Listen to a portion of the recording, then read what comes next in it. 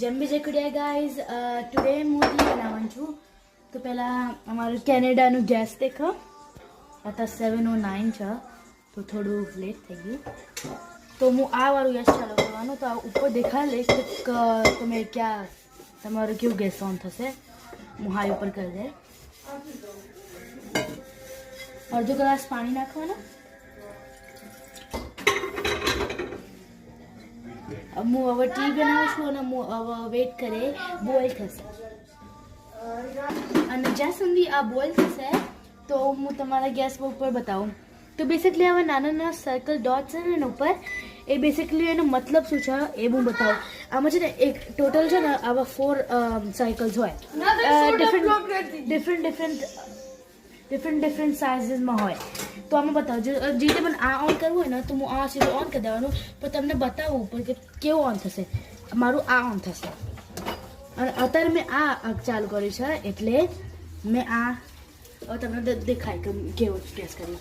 હવે આમાં બી સેમ જ છે, પણ અગર આવું કુકડ ઓન હોય ને એટલે કશું છે ને લાઈક જો ગેસ કોઈ ચાલુ છે, કોઈ બી સ્ટવ ચાલુ છે. યા અને આ છે ને બટન એમાં હોટ સરફેસ એટલે છે ને તમને બતાવું કે હજુ તમારો ગેસ લાઈક હોટ છે કે કોલ્ડ થઈ ગયું ઓલરેડી, એટલે તમે ક્લીન કરી શકો.